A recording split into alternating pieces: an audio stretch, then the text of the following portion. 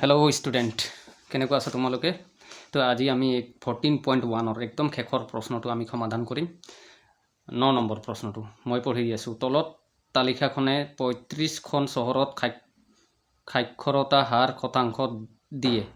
माध्य साक्षरतार हार निर्णय करा साक्षरतार हार शतांश दिया आछे 45 পৰা 55 55 পৰা 65 65 পৰা 75 75 পৰা 85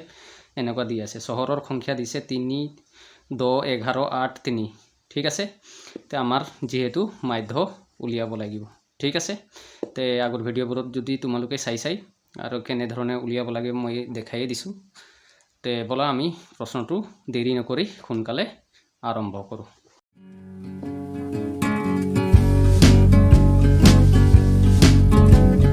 মই এনে ধৰণে চাৰ্ট বনাই লৈছো এটা দুটা তিনিটা আমি এতিয়া চাম যে প্ৰত্যক্ষ পদ্ধতিতে কৰিম নে কিহত কৰিম তে আমি তিনিটা আগত মাধ্যমানটো কেনে ধৰণে উলিওৱা হয় আৰু এইখিনিটো তোমালোকে পাই যাবা এইখিনি যিমান আছে প্ৰশ্নতে পাই যাবা প্ৰশ্নতে লিখিলে হ'ল ঠিক আছে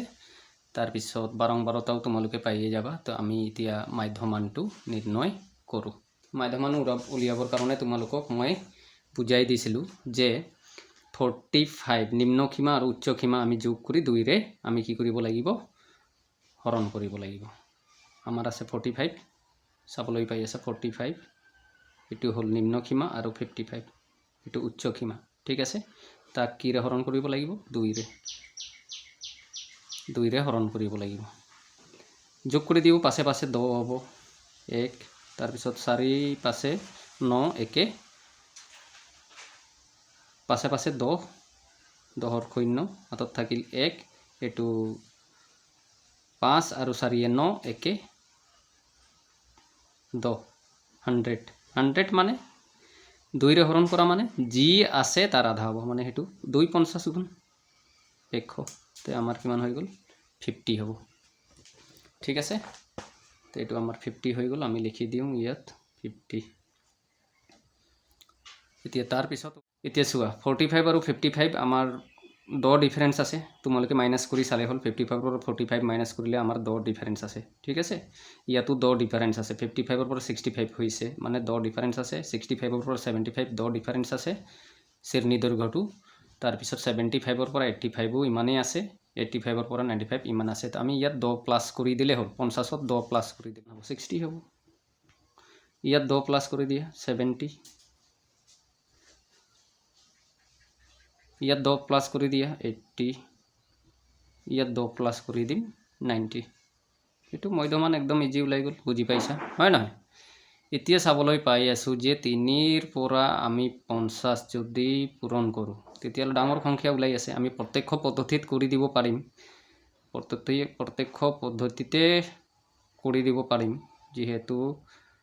ইমান এটা ডাঙৰ সংখ্যা নাই তো প্ৰত্যক্ষ পদ্ধতিতে কৰি দিম আমি ঠিক আছে প্ৰত্যক্ষ পদ্ধতিৰ কাৰণে 4টা কলন লাগে আৰু তোমালোকে জানাই 4টা কলন মানে ইয়াত লাগিব আমাৰ fi আৰু xi ঠিক আছে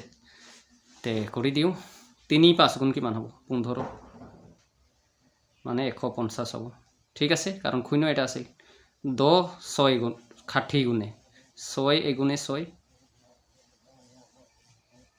আৰু দুটা শূন্য আছে 600 হ'ব ঠিক আছে 11 7 গুণ 77 মানে 11 70 গুণ দেই মানে কিমান হ'ব 770 হ'ব ঠিক আছে 8 8 গুণ 64 ইয়াত আমি লিখি দিম 64 8 8 গুণ 64 64 আৰু এটা শূন্য আছিল 3 9 গুণ 27 270 যেহেতু শূন্য আছিল ঠিক আছে তে এটো আমি হৈ গল আমাৰ এতিয়া আমাৰ সিগমা দি পেলাই এটো সিগমা দি পেলাই আমি এটো যোগ কৰিলো পটককে এটো যোগ কৰিলে আমাৰ কিমান হ'ব প্ৰশ্নত দিছে সাকে 35 প্ৰশ্নত যেহেতু দিয়া আছে এটো তোমালোকে গুটেকিটা যোগ কৰি চাই লবা এটো হ'ব 35 ঠিক আছে এতিয়া fi xi টো যোগ কৰিলো সিগমা দি fi আৰু xi এটো যোগ কৰিলাম এটো চোৱা 0 0 0 0 0 হ'ব ঠিক আছে 5 আৰু 7 খাতে পাছে 12 12 13 14 15 16 17 18 19 20 21 22 23 23 আমি লিখিম 3 হাতত থাকিল 2 দেই এতিয়া ইফালৰ পৰা যাওঁ 8 8 আৰু 7 কিমান হ'ব 15 15 আৰু 6 কিমান হ'ব 21 21 একে 22 23 24 আমাৰ হৈ যাব ইয়াত 24 তাৰ মানে 2430 ইমান পালো ঠিক আছে ইয়াক আমি এতিয়া মাধ্যটো নিৰ্ণয় কৰি দিম নিৰ্ণয় মাধ্য নির্ণয় মাধ্য আমার ফর্মুলা জানাই সিগমা এফ আই এক্স আই ডিভাইড হব কার লগত সিগমা এফ আই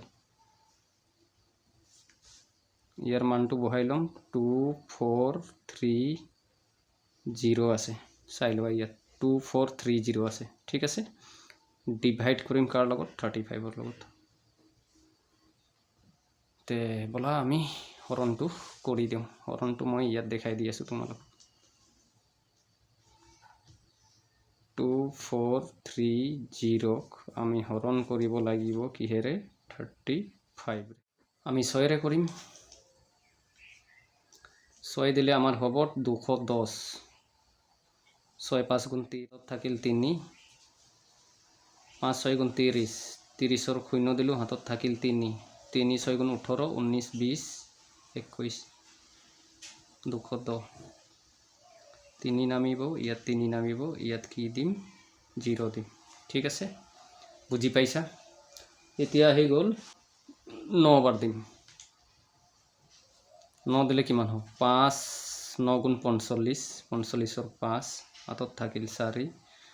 3 9 গুণ 27 28 29 30 31 31 মানে হল আমার 315 বিয়োগ কৰি দিম 10 ৰ পৰা 5 গলে 5 থাকিব ইয়াত 2 থাকিল 2 ৰ পৰা 1 গলে 1 থাকিব তে আমি পালো কিমান 15 এতিয়া হৰণ না যায় যেহেতু আমি পয়েন্ট দিম ইয়াত এটা শূন্য আহিব পিছত আমি দিম 4 বাৰ দিছাম 4 বাৰ দিলে কিমান হ'ব পূৰণ কৰিছো 5 4 গুণে 20 20 ৰ শূন্য হাতত থাকিল 2 আকৌ 3 4 গুণে 12 13 14 140 হলে কি নামিব 10 নামিব পয়েন্টৰ কাৰণে আমি দিম কিমান শূন্য আমি দিম এবাৰ 3 দিলে বেছি হ'ব নেকি 3 দিলে বেছি হ'ব তো আমি দি দিম 2 দিম 2 দিলে আমাৰ 35 দুগুণ 70 হ'ব 35 দুগুণ 70 ইয়াত কিমান নামিব 30 দশমিক দিলে কি আহিব শূন্য 300 পালো হয় না তে আমি 8 বাৰ দিম 8 দিছাম কিমান হৈ আছে চাও 8 দিলে 5 8 5 8 গুণ 40 হাতত থাকিলে এইবাৰ 4 3 8 গুণ 24 25 26 27 28 280 280 টো শূন্য দিলো ইফালে 2 নামিব তাৰ পিছত দশমিকৰ কাৰণে আৰু এটা শূন্য হ'ব আৰু কৰিব নালাগে যেহেতু দশমিকৰ পিছফালে আমি কেইবাৰ কৰিম 3 বাৰে কৰিম হয় না নহয় দশমিকৰ পিছফালে 3 বাৰ কৰিম তে এইটো অংকটো যদি শেষৰ অংকটো 5 বা 5 তকৈ ডাঙৰ হয় তেতিয়া হলে আমি এটা কি প্লাস কৰি দিম তে আমি উত্তৰটো পাই গলো আমি কিমান পালো তোমালোকে চাবলৈ পাইবা 69.43 লিখিব পাৰো 69.43 এটো উত্তৰ আছিল তো আমি শতাংশত যেহেতু দিছে প্ৰশ্নত আমি ইয়াত কি লিখিব পাৰো শতাংশ লিখি দিব পাৰিম ঠিক আছে তো প্ৰত্যক্ষ পদ্ধতিত আৰু ষ্টুডেন্টস তোমালোকে চাবা যে তিনিটা পদ্ধতি আছে তিনিটা পদ্ধতিত মই দুটা পদ্ধতিত মই তোমালোকক শিকাই দিছো 14.1 ৰ গোটেইখিনি অংকটো আৰু তোমালোকে কমেন্ট কৰিবা যে কোনটো পদ্ধতি তোমালোকক সহজ লাগিছে মই হেতু পদ্ধতিতে তোমালোকৰ